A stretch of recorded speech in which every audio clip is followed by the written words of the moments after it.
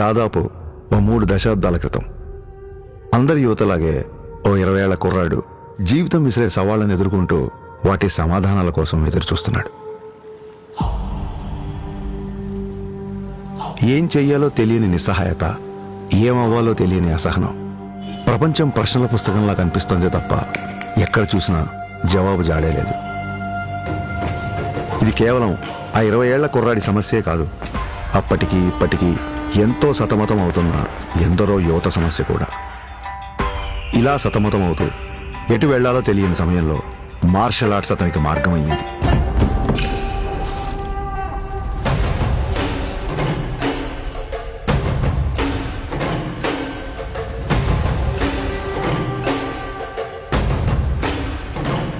Martial arts అంటే చాలామంది అనుకున్నట్టు అవతల వాళ్ళని కొట్టడమో పడగొట్టడమో కాదు.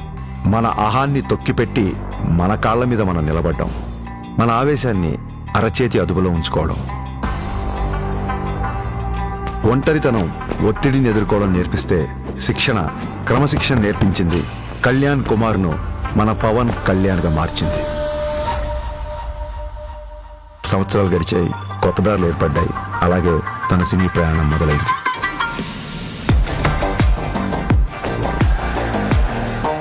తను నేర్చుకున్న కళకు శిక్షణ తోడయ్యేసరికి అది తెర మీద నిజంలాగే కనిపించింది.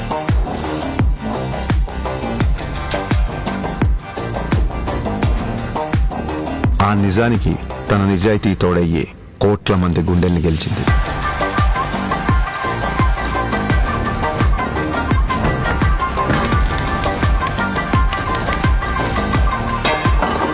ప్రయత్నంలో లోపం లేకపోవడంతో ఫలితానికి సంబంధం లేకుండా ఎంతో మంది అభిమానుల్ని ఆయన దగ్గరికి చేర్చింది.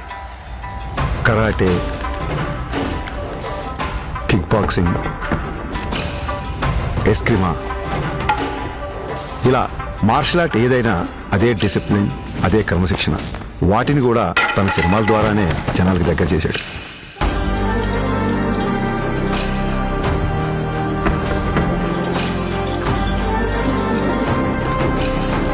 సినిమాల్లో చూపించే స్టంట్లు, ఫైట్లు జనరంజకంగా, ఆకర్షణీయంగా ఉంటాయని మనందరికీ తెలుసు.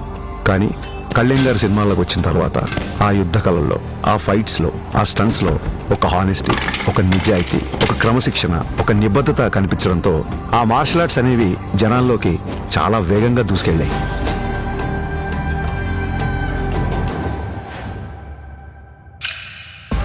అసలు మార్షల్ ఆర్ట్స్ ఫిలాసఫీ చెప్పేది ఒకటే, కంటిన్యూస్ లెర్నింగ్, నిరంతరం నేర్చుకోవడం.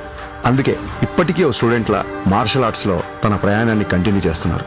తన తపనకి, సాధనకి, మార్షల్ ఆర్ట్స్ని జనాల మధ్యలోకి తీసుకువెళ్లడంలో ఎన్నో ఏళ్లుగా తాను చేస్తున్న కృషికి గుర్తింపుగా డిసెంబర్ 30, 2025న ఆయన అపూర్వమైన గౌరవాన్ని అందుకున్నారు.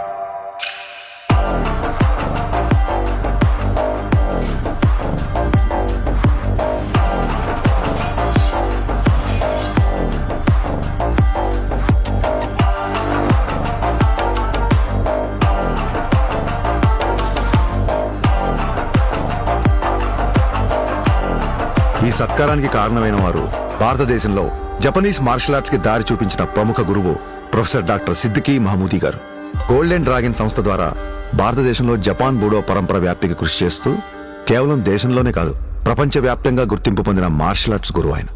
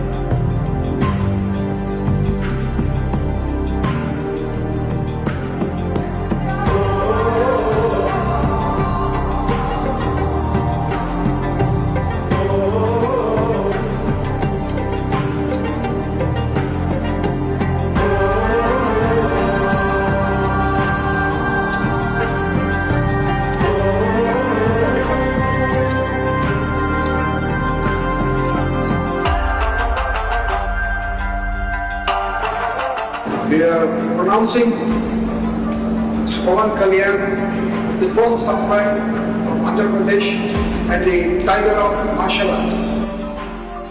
గోల్డెన్ డ్రాగన్ సంస్థ నుంచి టైగర్ ఆఫ్ మార్షల్ ఆర్ట్స్ అనే బిరుదును అందిస్తూ ఆయన్ని ప్రకటించారు.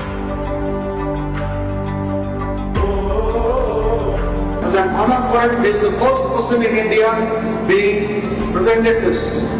సోగో బూడో కాంటకే సంస్థ ద్వారా 5th డాన్ గౌరవాన్ని సోకే మురమత్సు సెన్సై నేతృత్వంలో టగేదా షింగన్ సమురాయ్ పరంపరలో పవన్ కళ్యాణ్ గారికి స్థానం కల్పించారు.